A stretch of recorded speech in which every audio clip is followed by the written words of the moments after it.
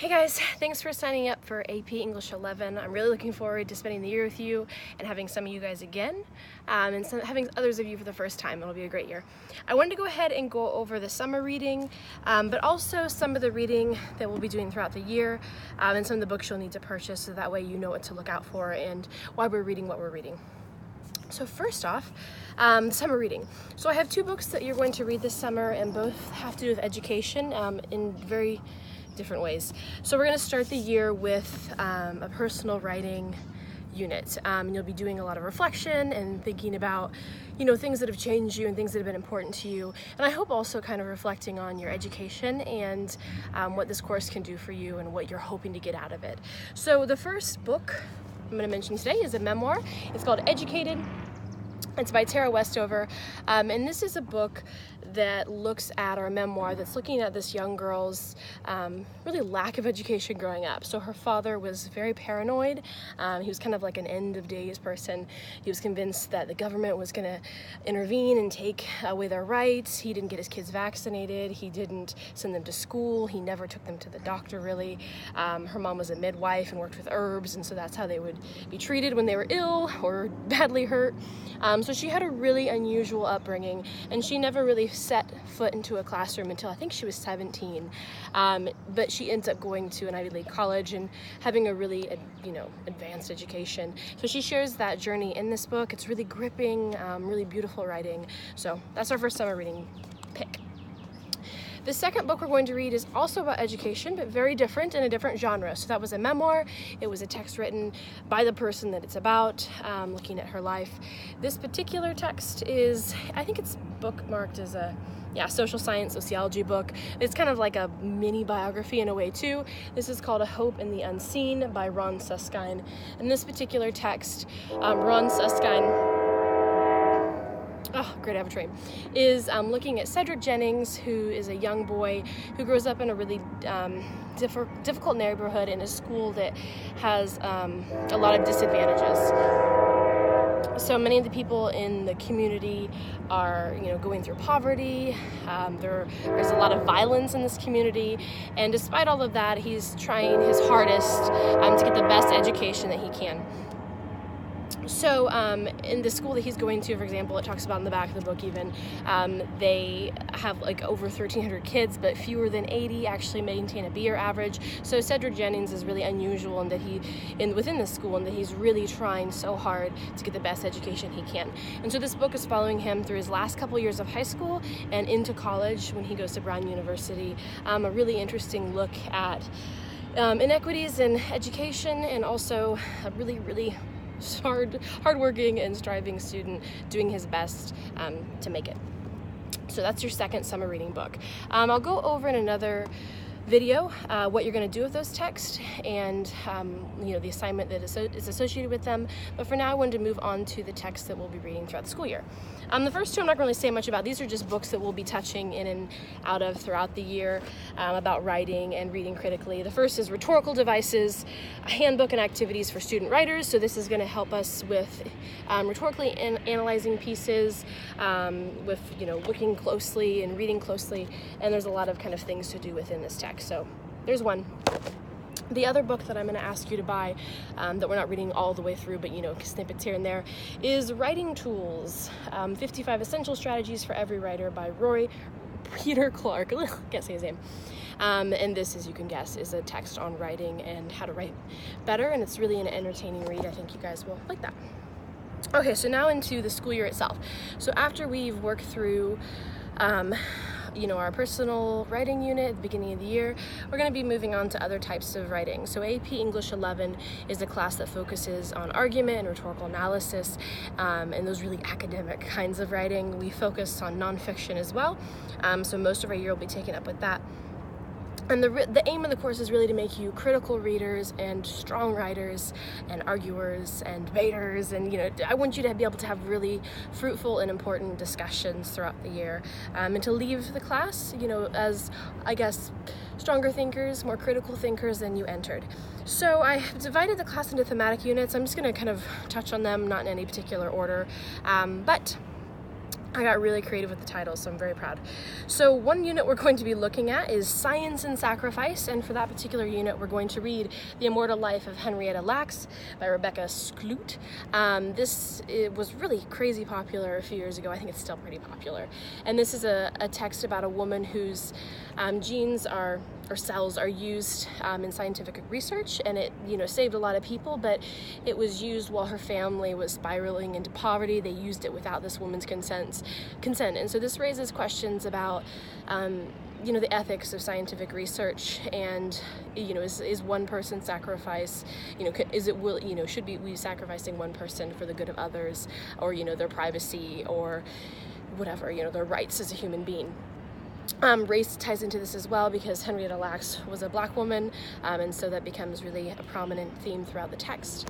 I remember when I was at UNH, I had a student who was obsessed with this book, and he wasn't a reader, so I think that even my folks in class who aren't huge readers would get pulled into that one.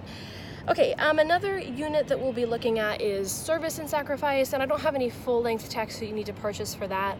We'll be looking at letters and poems, poetry, essay speeches, things about war, and the sacrifice that people have made in war. So that'll kind of go hand in hand with the Science and Sacrifice unit.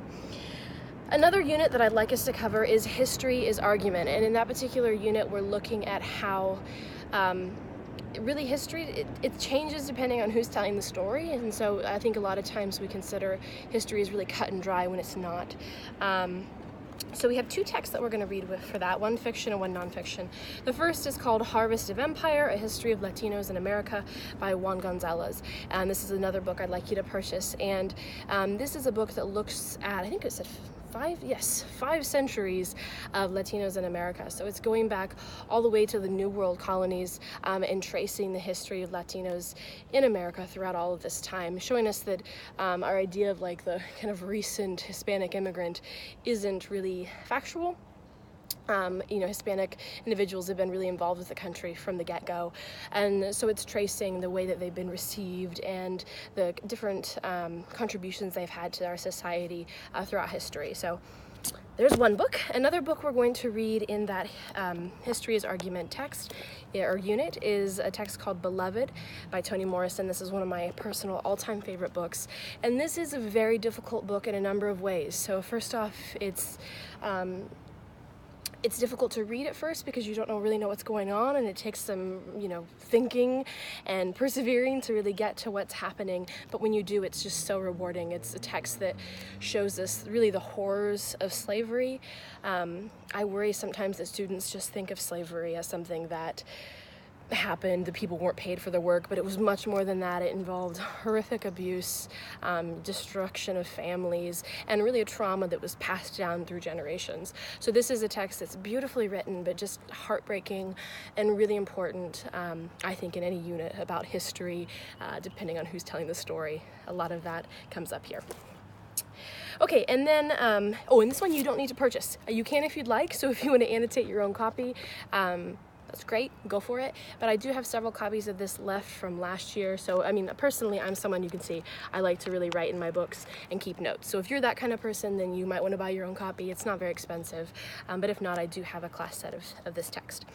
Another book that I have a class set of, but again, you might want to buy your own, because my students last year really liked this text, and a lot of them said this was one of their favorite reads, really of all time. So I was thrilled. And that's Just Mercy by Bryan Stevenson.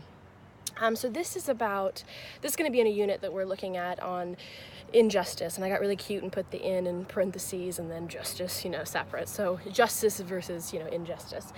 And in this particular text, Bryan Stevenson, who's a lawyer, looks at injustice in our court system, how race comes into play in the kind of sentencing that people experience.